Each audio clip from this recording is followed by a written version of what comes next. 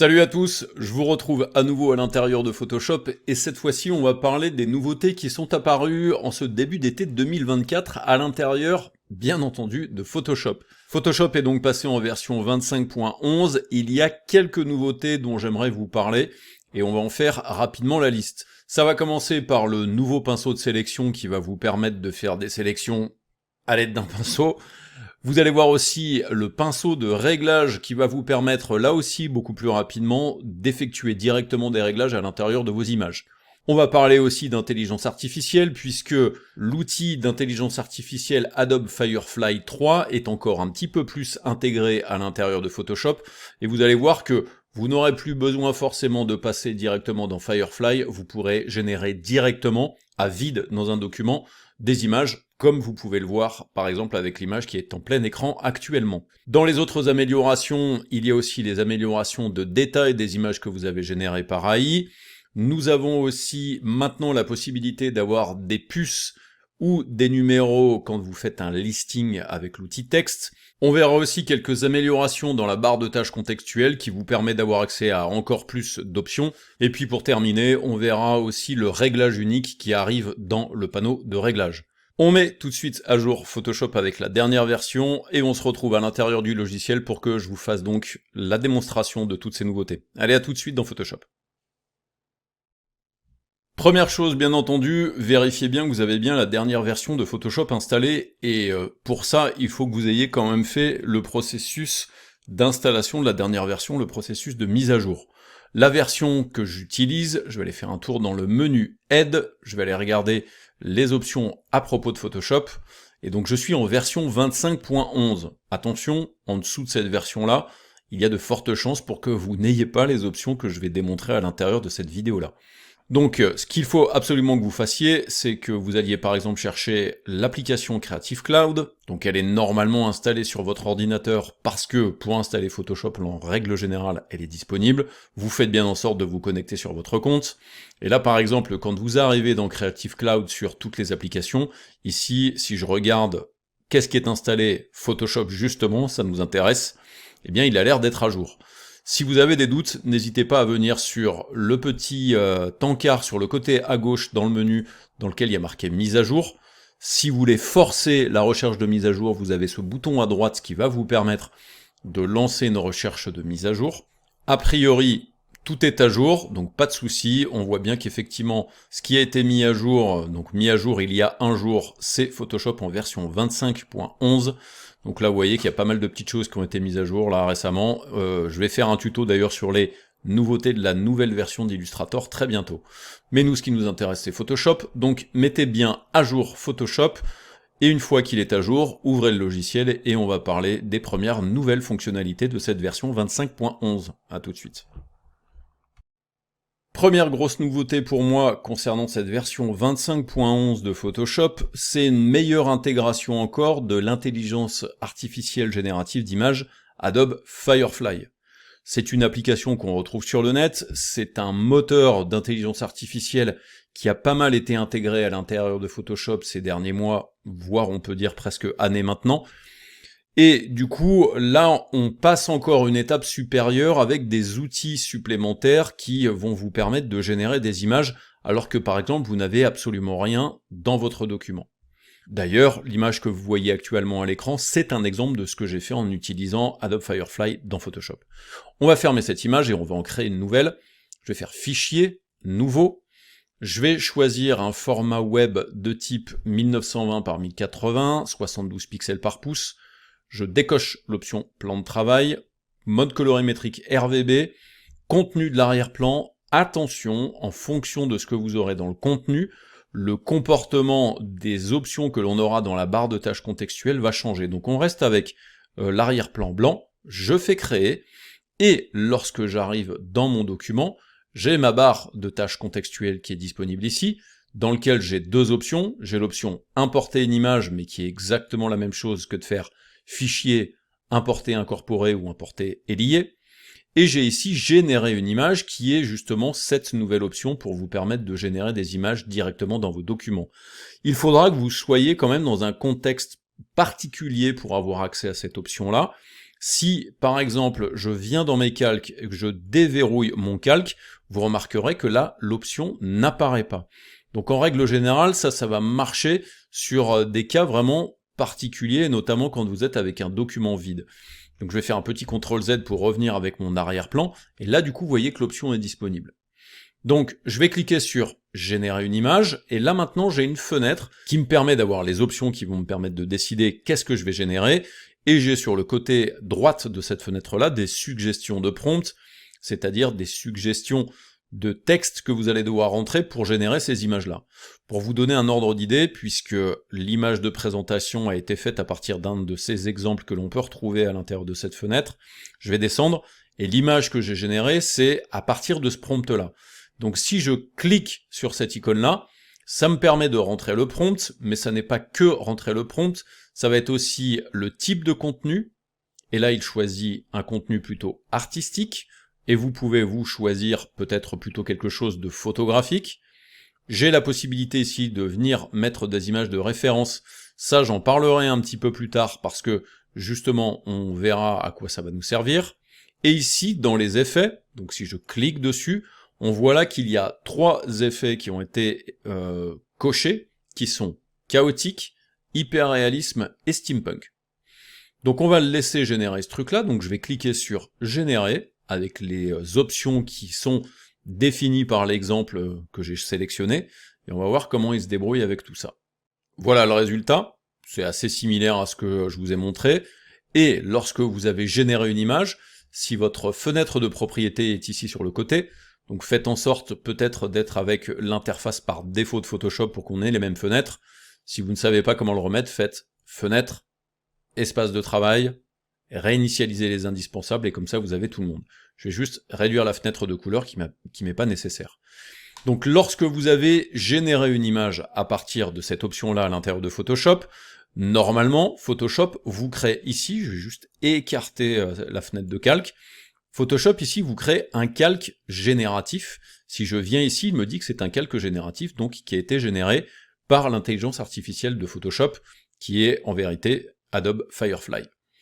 Et du coup, si vous sélectionnez ce calque génératif, puisque sur un calque d'arrière-plan dans la fenêtre de propriété, vous n'avez pas les mêmes options, si je viens cliquer sur le calque génératif, j'ai ici les informations du prompt qui m'ont permis de générer cette image-là, et ensuite j'ai 3 variantes qui sont ici. Ça c'est la variante qui est celle que j'ai en premier, et après si je veux changer de variante, je peux cliquer sur cette variante-là, voir si elle me convient, ou alors sur la 3e variante qui est ici, et voir si elle me convient aussi. En sachant que si par exemple une variante ne vous plaît pas, vous pouvez cliquer sur la poubelle pour la supprimer, d'ailleurs je vais supprimer celle-ci, et au-delà de l'affichage de la poubelle, donc je sélectionne la 2e, vous remarquez qu'il y a 3 petits points ici sur lesquels je vais pouvoir cliquer, qui me permettent ici de supprimer l'arrière-plan, ou alors de donner mon avis sur ce qui a été généré, donc je peux lui dire bah c'est cool, c'est une belle génération. Alors je vais vous passer en fait l'évaluation du résultat, mais vous aurez compris comment ça fonctionne, ou alors je peux lui dire c'est pas ouf, ou alors même je peux lui signaler, ça c'est dans le cas où par exemple ça produit un contenu qui vous déplaît, pour des raisons logiques de, je sais pas, caractère sexuel par exemple, même s'il y a aucune chance que Photoshop vous génère ça, caractère raciste, etc., etc. Mais globalement c'est quand même déjà pas mal verrouillé avec les intelligences artificielles, donc il y a quasiment aucune chance que vous tombiez sur des choses qui vous choquent. Si par exemple le résultat que vous avez ici ne vous convient pas, vous avez accès à des options ici, vous avez la possibilité là de mettre une image de référence, et on en parlera plus tard, là j'ai ici la possibilité d'utiliser aussi les styles, et je peux éventuellement régénérer ici. Et je peux d'ailleurs, si j'en ai envie, peut-être rajouter des informations dans mon prompt. Si je veux régénérer, qu'est-ce que je fais? Je refais générer, et là du coup en fait il me régénère des petites choses.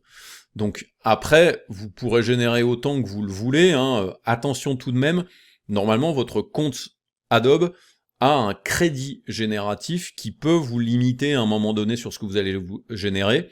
Ça ne va pas vous limiter et arrêter les processus de création avec intelligence artificielle, ça va juste ralentir le temps de génération de ces images-là. Donc là il m'a donné 3 propositions de plus, celle-ci qui est plutôt pas mal, celle-ci aussi, et celle-ci. Au-delà de ça, maintenant, on va pouvoir peut-être contrôler un petit peu plus les choses, et c'est ce que l'on va voir dans la leçon suivante. Pour que vous voyez un petit peu les autres options qui sont disponibles avec cette nouvelle manière de générer des images dans Photoshop, on va faire un nouveau document. Juste ce que l'on vient de faire ici, je l'ai sauvegardé avec le nom 03 AI Suggestion, et vous le retrouverez dans les fichiers de travail. Je ferme ce document, je vais faire un nouveau fichier, on va partir sur le même format par exemple, 1920 par 1080, sans plan de travail, avec un fond blanc, et je fais OK. Je clique sur générer une image, et cette fois-ci, je vais créer moi-même mon propre prompt, donc je vais donner des indications précises, et je vais vous expliquer un petit peu toutes les fonctions qui sont disponibles ici. Donc je vais écrire portrait de femme, je vais lui marquer style pop art, je le laisse tel quel, en fait je vais pas mettre trop d'informations, donc du coup le type de contenu c'est art, les effets ici vous allez pouvoir mettre des choses, mais en image de référence je pourrais aller chercher différentes choses, et notamment j'ai possibilité d'aller charger moi-même des images de référence. Je ne suis pas obligé d'utiliser des images de référence qui sont disponibles dans la galerie ici. Donc vous avez le choix de venir choisir des styles pour vous permettre d'appliquer ce style-là à votre image, ou alors vous pouvez choisir une image, donc je clique sur choisir une image, et à l'intérieur des fichiers de travail, je vous ai mis une image de type pop art. C'est une image qui est libre de droit, hein, elle a été téléchargée sur Pixabay, vous avez la référence ici, donc vous avez tout à fait le droit de l'utiliser de manière commerciale, il n'y a pas de problème. Je fais un double clic, enfin même moi j'ai le droit de l'utiliser de manière commerciale, je fais un double clic, ça la charge, et ensuite, après l'image de référence, je peux cliquer sur effet, et maintenant je peux venir chercher des styles pour cadrer un petit peu plus justement le résultat final de tout ça. Je vais chercher dans mouvement, et je vais voir s'il y a des petites choses justement qui concernent le pop art, psychédélique, moderne, etc. non plus. Est-ce que dans les thèmes, il y a des petites choses aussi qui peuvent être mises en place? Pour l'instant, je vois rien. Pop art, vous voyez, il y a pop art, donc ça peut être pas mal. Ensuite, technique, peinture acrylique, etc. Donc vous voyez qu'il y a même des techniques spécifiques. Ensuite, il y a des effets spécifiques aussi que vous allez pouvoir rajouter, donc ça on le laisse de base. La matière, je vais le laisser tel quel, et les concepts, je vais le laisser aussi tel quel, ce sera relativement correct avec un seul effet. Je n'ai pas donné un prompt très évolué, pas de panique, si par exemple vous trouvez que ce qui a été généré ne donne pas suffisamment d'informations et que du coup l'intelligence artificielle fait un petit peu ce qu'elle veut, vous pourrez tout à fait rajouter des informations après avoir généré à l'intérieur de la fenêtre de propriété. Donc je vais faire générer, il y a une petite moulinette qui se passe, qui est plus ou moins rapide, hein, bien entendu, et on va voir ce qu'il est capable de me générer à partir de ça. Attention, pour ceux qui connaissent un petit peu les intelligences artificielles, et notamment Firefly, cette image-là, c'est une image qui est juste un style de référence. Ça n'est en aucun cas une structure de référence, et donc ça ne va pas vous donner des indications, par exemple, sur la position de la tête. Lui s'en sert juste pour essayer de détecter le style et de vous sortir l'image. Voici ce qui m'a sorti. Donc voilà un petit peu les différentes choses, c'est plutôt cool, hein, c'est vraiment tout à fait dans le thème. Là du coup ce que je pourrais dire c'est portrait de femme, alors je vais changer le contenu, je vais mettre portrait d'une femme brune, elle porte des lunettes de soleil, style pop art, et du coup là ça donne des indications un petit peu plus précises. Concernant les informations qu'il y a encore à l'intérieur de cette fenêtre-là, ici ça va vous permettre de remplacer l'image, ou de venir choisir une image dans la galerie, et ici ça va vous permettre de changer le type de contenu, et ensuite de venir charger les effets de style que vous voulez appliquer à l'image. Donc c'est un petit peu ce que l'on retrouve dans la fenêtre précédente.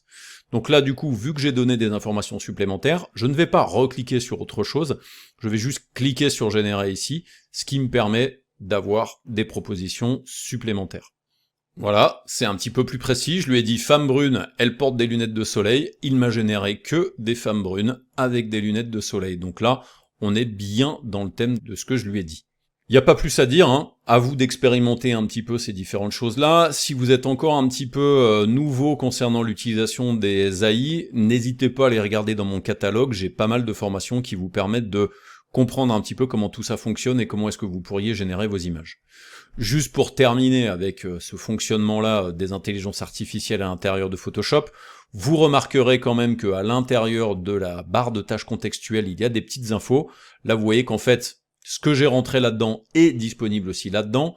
Cette icône-là, c'est l'icône qui va vous permettre de changer l'image de référence de la même manière que ici, et celui-là de changer les styles. Et ensuite, vous avez 3 petits points dans lesquels vous allez pouvoir modifier le comportement de la barre. Vous avez la possibilité aussi de revoir les termes génératifs de l'AI si vous cliquez là-dessus. Ça vous permet d'aller directement sur le site internet d'Adobe et où on vous parle justement de tout ce qui concerne les intelligences artificielles. Donc voilà pour cette première nouveauté à l'intérieur de Photoshop, l'intégration un petit peu plus poussée de Firefly Image 3. On va passer à la prochaine nouveauté. Autre nouveauté à l'intérieur de Photoshop 25.11, on va parler cette fois-ci du pinceau de sélection. C'est un outil que vous allez trouver dans la barre d'outils au niveau des outils de sélection. Donc barre d'outils, 3e case, vous le voyez ici, donc nouvelle icône qui vient d'apparaître. Si vous faites un appui long sur cette icône-là, vous verrez qu'en dessous vous avez l'outil lasso, le lasso polygonal et le lasso magnétique. Cet outil pinceau, lorsque vous allez venir à l'intérieur de votre fenêtre, vous allez voir un réticule de pinceau, donc pinceau classique. Sachez que les raccourcis clavier du pinceau n'ont pas l'air de fonctionner, en tout cas pas ceux que moi j'utilise dans Windows, qui sont normalement le point d'exclamation et les 2 points, ça marche pas du tout. Et les raccourcis clavier de dureté ne fonctionnent pas non plus, donc on va le faire directement avec les options qui sont disponibles là-haut. J'ai ici un bouton qui va me permettre d'ajouter de la sélection, un autre bouton qui pour l'instant est grisé parce qu'il n'y a pas de sélection qui est en l'outil de soustraction. J'ai la possibilité de gérer l'opacité de mon pinceau, et ensuite ici, son épaisseur et sa dureté. Je peux par exemple d'ailleurs lui mettre une dureté de 0 et peut-être une dimension un petit peu supérieure. Ensuite sur l'engrenage, ici c'est juste les options d'incrustation avec le choix de la couleur que vous voulez avoir lorsque vous allez peindre directement dans la fenêtre. Une fois que j'ai réglé un petit peu toutes ces choses-là, il vous suffit juste d'aller cliquer à l'intérieur de la fenêtre pour faire votre sélection. Je vais par exemple cliquer, faire une sélection comme ça pour faire une sélection un petit peu large, et je vais remplir cette zone-là. Là du coup, une sélection est faite, mais elle n'est pas visible parce que nous sommes avec l'outil de pinceau de sélection. Si vous voulez que ça devienne une sélection, il faut que vous changiez d'outil. Regardez par exemple, si je me mets maintenant avec l'outil de déplacement, vous remarquez qu'il y a une sélection qui est active. Je vais faire un petit CTRL Z, je vais reprendre mon pinceau de sélection, je vais refaire cette sélection-là. Alors sachez que vous pouvez peindre une zone totale pour faire une sélection, mais vous pouvez aussi peindre de cette manière-là, et vous pouvez fermer votre zone de peinture. Et là, ici, Photoshop va comprendre que c'est une sélection fermée. Regardez, quand je fais ça, il a rempli automatiquement la zone qui était à l'intérieur de mon tracé. Bien entendu, il faut que le tracé, vous le fermiez. Je vais le faire avec un pinceau un petit peu plus petit, comme ça vous allez voir ce que ça donne, et avec une dureté un petit peu plus importante. Regardez, si je fais une sélection ici comme ça, et que je fais ça, il remplit automatiquement. Donc ça, c'est très pratique parce que ça va vous permettre de peindre beaucoup plus rapidement. Je vais venir lui redonner des informations de dureté plutôt violentes et une dimension plutôt grande. Et du coup, je vais refaire une sélection comme ça. Hop. Donc là, je fais cette sélection-là et il me fait le remplissage. Je vous avais parlé du bouton soustraction. Si je viens avec le bouton soustraction et si je fais quelque chose comme ça, là, vous voyez en fait qu'il enlève des parties. Par contre, vous remarquez qu'il n'enlève pas ce qui était à l'intérieur. Là, du coup, dans le sens de la soustraction, ça ne fonctionne pas. Je vais repasser en ajouter, je vais venir refaire ma sélection ici. On va voir s'il va être capable de remplir cette zone-là. Oui, il en est capable. Donc maintenant que vous avez fait une zone de sélection, ça peut vous permettre de faire à peu près n'importe quoi. C'est-à-dire que, par exemple, si vous faites un calque de réglage, donc je vais venir ici dans ma fenêtre de calque, et je vais lui mettre un dégradé niveau par exemple, regardez ce qui se passe, il a compris qu'il y avait une sélection, donc il fait forcément un masque de fusion automatiquement sur mon calque de réglage, et ça va me permettre maintenant de venir faire peut-être une petite modification de niveau. Je peux même venir ici sur les différentes couches et venir régler mes différentes couches un petit peu comme j'en ai envie, dans les verts par exemple, voilà, si je veux un truc un petit peu plus bleuté, dans les bleus si je veux enlever un petit peu de bleu et avoir un petit peu plus de vert. Donc vous voyez, ça permet vraiment de me permettre de faire rapidement des sélections sans être obligé d'utiliser les outils de sélection qui sont ici. Alors ça ne remplacera en aucun cas les nouveaux outils de sélection d'objets qui existent là-dedans et qui sont plutôt puissants, mais pour une sélection rapide, plutôt que le lasso, c'est extrêmement pratique à utiliser. Voilà, juste pour ce fameux pinceau de sélection. On va passer à un autre pinceau. Autre pinceau qui est une nouveauté de Photoshop 25.11, c'est l'outil pinceau de réglage. Donc pour le trouver, vous descendez dans la barre d'outils jusqu'à cette icône-là. Vous le voyez, outil pinceau de réglage. Si je veux l'utiliser, bien entendu, je clique dessus. Et là, du coup, vous remarquez qu'il y a des petites choses qui apparaissent. Alors, il y a beaucoup d'infos un peu dans tous les sens. Vous avez ici, dans la barre des options de l'outil, la possibilité de venir choisir le réglage que vous voulez faire. Plutôt cool. Là, je vais choisir, par exemple, je sais pas, un filtre photo, par exemple. J'ai la possibilité de mettre le pinceau en position plus, en position moins. Je peux ici faire des modifications du pinceau lui-même. Et là, vous remarquerez que les raccourcis clavier de pinceau fonctionnent, ce qui n'est pas le cas sur le pinceau de sélection. J'ai ensuite la possibilité de lui demander de prendre en compte la pression d'un pinceau classique. J'ai ici la possibilité de choisir un objet directement dans l'image et de lui appliquer un réglage. Je peux afficher l'incrustation. J'ai aussi des réglages d'opacité, des réglages de la pression pour définir l'opacité, des réglages de flux, etc., etc. En sachant aussi que vous avez dans la barre de tâches contextuelles aussi la possibilité de venir choisir un réglage particulier. Alors là, du coup, vous voyez que ça a rajouté directement toutes les choses.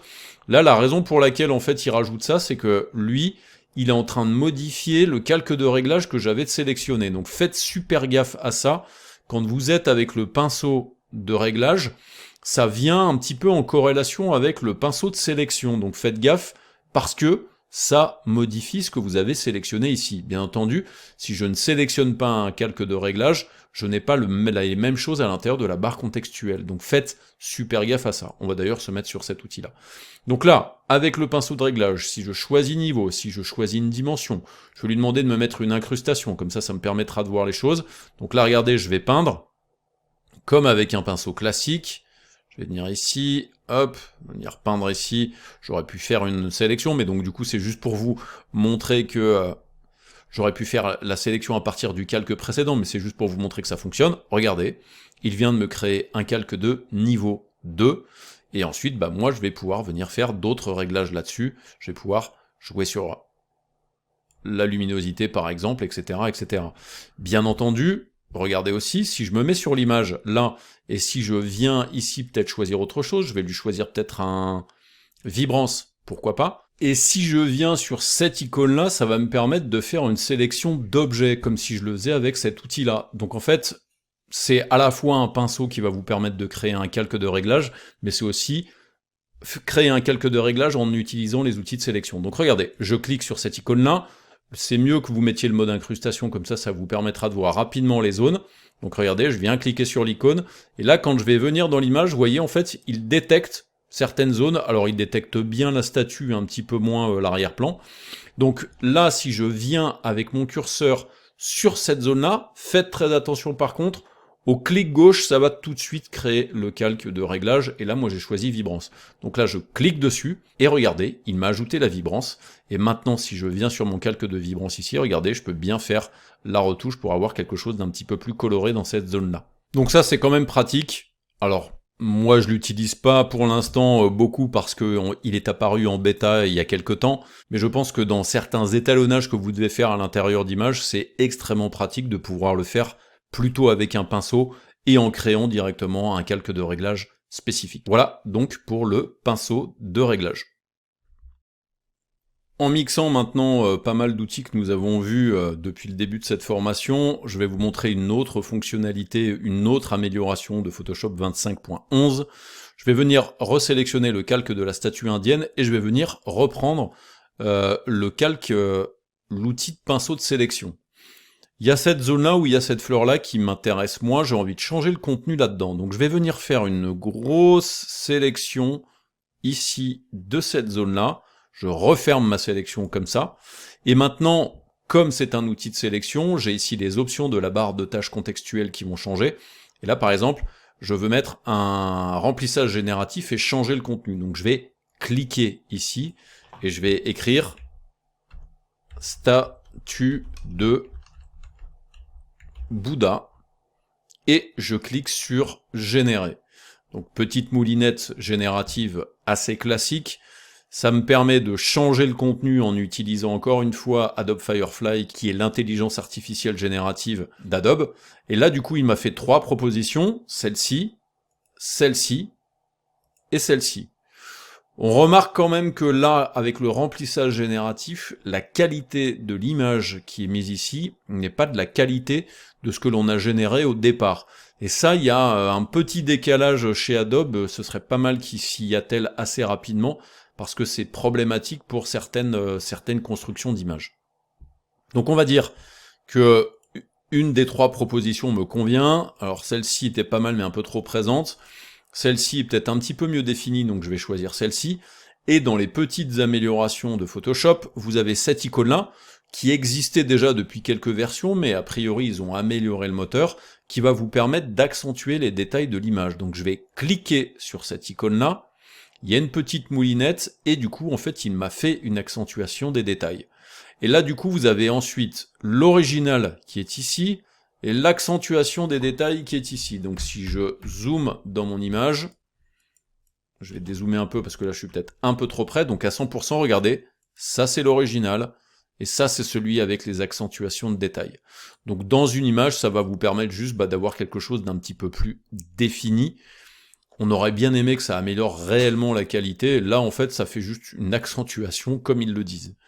Donc ça a été amélioré un petit peu dans la version 25.11, mais ça serait pas mal que Adobe s'attelle à une meilleure intégration d'Adobe Firefly 3 à l'intérieur du remplissage génératif, parce que maintenant on a un gros décalage, comme je le disais en introduction, entre ce que l'on peut faire quand on génère une image directement dans un document vide et ce que l'on fait avec le remplissage génératif. Voilà, c'était pour ce qui concernait l'amélioration des détails sur un calque de remplissage génératif. On passe à une autre nouveauté, mais qui du coup ne sera pas véritablement dans le même contexte que ce que l'on fait depuis le début, parce que là on faisait de la génération d'images avec intelligence artificielle, de l'accentuation de détails, de l'utilisation de pinceaux de réglage ou pinceaux de sélection, qui sont plutôt des choses que l'on utilise sur des photomontages. Là, on va plutôt parler conception de documents, ou en tout cas mise en style de texte. Et dans l'outil texte, vous avez maintenant la possibilité de créer des listings à l'aide de puces ou à l'aide de numérotation. Donc je viens prendre l'outil texte, et ensuite je vais créer un texte. Donc là, à vous de voir si vous voulez créer un texte classique ou un texte de bloc. Donc moi, je vais créer un texte de bloc en faisant un cliquer-glisser par exemple, ce qui me permet d'avoir déjà du contenu à l'intérieur, et je vais écrire statut, je vais sauter une ligne, je vais écrire forêt, je vais sauter une ligne, je vais écrire cascade, etc., etc.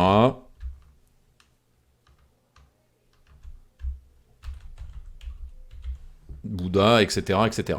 Je vais venir choisir peut-être une couleur différente, donc je vais venir lui mettre un alignement plutôt sur la gauche. Je vais venir lui augmenter sa dimension en faisant un truc dans ce genre-là. Je vais peut-être lui modifier la police, parce que le dim light, c'est pas super visible, donc je vais prendre plutôt un Arial, en venant prendre un black. Ça, c'est un petit peu mon défaut, j'ai un peu trop tendance à prendre des polices un peu grasses. Et je vais venir lui mettre plutôt une couleur blanche, en sélectionnant ici ces couleurs-là. Maintenant, j'aimerais justement vous montrer cette fameuse option qui va vous permettre de faire des listings. Donc le plus simple, c'est de venir directement ici, dans les options de panneau de caractères et de paragraphes, je clique là-dessus. J'ai ma fenêtre de caractères, mais c'est pas dans la fenêtre de caractères qu'on trouvera cette option-là, c'est dans la fenêtre de paragraphes. Donc je clique sur la fenêtre de paragraphes, et regardez, là j'ai liste à puce et numéroté. Donc à vous de choisir puce, numéroté. Incroyable. Bien entendu, ça va dépendre de comment est-ce que vous faites vos sauts de ligne. Je vais rester en numéroté pour que ce soit peut-être un petit peu plus parlant. Si je fais supprimer, de cette manière-là. Là, vous voyez qu'en fait, il a une tendance à laisser en fait un tiret. Donc, je vais réécrire statut. Et là, du coup, si je fais, par exemple, donc je vais sauter, voilà, je vais mettre un espace. Là, du coup, j'ai un petit peu de problème parce que, en fait, c'est juste ma zone de texte qui est un petit peu trop grande. Et du coup, pour que ça fasse une puce, il faut bien entendu que vous appuyez sur Entrée pour sauter la ligne. Attention, si vous faites un Shift Entrée, là, par contre, ça ne fait pas de puce. Donc, je pense que vous étiez peut-être conscient de ça avant. Mais d'ailleurs, du coup, si vous voulez justement faire des sauts de ligne sans qu'il y ait aussi une puce qui soit créée, eh bien pensez à ça aussi. Ensuite, autre chose, si je saute une première ligne et si j'en saute une deuxième, bah là du coup vous voyez qu'en fait il garde cette valeur-là. Donc faites super gaffe à ça. Ces listings, vous devez les faire vraiment avec la touche entrée classique. Donc voilà, c'est pas très compliqué à mettre en place et ça n'existait pas dans Photoshop jusqu'à présent. Donc c'est une petite addition qui pourra servir à certains d'entre nous pour vous permettre de mettre un petit peu mieux en forme vos textes à l'intérieur de Photoshop. On va terminer sur les nouveautés qui sont pour moi juste des améliorations et rien de fabuleux. Première chose, vous avez pu le remarquer, alors je vais fermer un petit peu les fenêtres de propriété de couleur pour qu'on voit un petit peu ce qui se passe. Vous avez pu remarquer que la barre de tâches contextuelle est un petit peu plus touffue qu'avant. Si je suis sur un calque d'arrière-plan, donc c'est un type de calque spécifique, j'ai sélectionné un sujet, supprimé l'arrière-plan, ce sont des choses qui existent déjà depuis quelques versions de Photoshop. Si je viens sur un calque de remplissage génératif, on a pu voir que maintenant on a des petites options supplémentaires comme le prompt, l'image de référence, les options et la possibilité donc de régénérer quelque chose. Si nous sommes sur un calque de remplissage génératif, encore une fois, mais localisé, là j'ai aussi le nom du truc. Je peux passer d'une proposition à l'autre directement comme ça aussi. Donc ça c'est des petites choses qui sont pratiques et qui viennent en complément de la fenêtre de propriété bien entendu. Ensuite, si je passe sur un calque de texte, sur le calque de texte, il y a des petites choses supplémentaires, notamment cette icône-là qui me permet d'avoir accès à d'autres options, et ça c'est plutôt pas mal. Ensuite, sur un calque sur lequel vous avez un masque, eh bien vous avez soustraire au masque ou ajouter au masque, et ici vous avez les options de contour progressif, de supprimer le masque ou de modifier l'affichage du masque. Là, on va voir un petit peu la même chose. Alors, à savoir que quand vous allez cliquer sur les réglages, vous voyez qu'en fait, on n'a pas forcément accès aux mêmes propriétés systématiquement. Là-dessus, là, vous voyez que là, il n'y a pas de barre contextuelle. Ensuite, ça peut aller au-delà, puisque là, il y a un type d'objet que je n'ai pas créé, mais si par exemple, je prends un outil de création de forme vectorisée, donc je vais prendre le rectangle, je choisis que ce soit une forme, je choisis sa couleur, son épaisseur, etc., etc. Quand je vais venir dessiner ici directement dans la fenêtre, regardez, maintenant dans la barre contextuelle, nous avons accès à des options qui sont spécifiques aux objets vectoriels. Donc là, du coup, je peux lui donner une couleur différente. Je vais aller lui chercher des couleurs RGB classiques, genre un bon gros flash. Je peux lui changer la couleur du contour aussi. Ici, je vais lui mettre un bon contour rouge. Je peux changer, bien entendu, son épaisseur, le type de trait extérieur, donc pointillé, etc. Et là, j'ai le choix des alignements, des extrémités, etc. Et je peux cliquer sur autre option qui me permet d'avoir les options de contour. Plutôt pas mal. Ensuite, je peux venir ici jouer sur le rayon de mon contour. Donc là, je vais lui mettre un rayon de 50 par exemple. Ok. Et ensuite, ici, je vais pouvoir aussi choisir des options qui vont être des options de duplication de calque. Donc là, il me duplique le calque. Et dans les autres options ici, quand je vais cliquer là-dessus, là, ça me permet d'avoir accès aux propriétés de calque directement pour faire peut-être des modifications supplémentaires. Donc il y a des petites modifications dans cette barre contextuelle qui sont pas négligeables, et notamment, ça c'était effectivement un truc qui manquait un peu, c'est vrai que sur les calques vectoriels, c'est extrêmement pratique. Pour terminer avec les nouveautés qui sont spécifiques à cette version 25.11 de Photoshop, la seule chose qui me restera à vous démontrer, c'est juste dans la fenêtre de réglage, peut-être que certains d'entre vous l'ont déjà utilisé. Donc dans la fenêtre de réglage, on avait ici des paramètres prédéfinis qui vous permettaient de venir faire une retouche spécifique, Mais vous avez maintenant ici les réglages uniques, donc ça vient d'apparaître, hein, ça n'existait pas avant. On avait une fenêtre de réglage, mais qui n'était pas exactement de la même. Maintenant, on a les réglages uniques qui vont nous permettre, par exemple, d'ajouter un teint de saturation ici, et dans lequel je vais pouvoir aller, après, faire mes modifications directement là-dedans. Voilà, pour toutes les nouveautés de ce Photoshop 25.11, on va pouvoir conclure cette formation.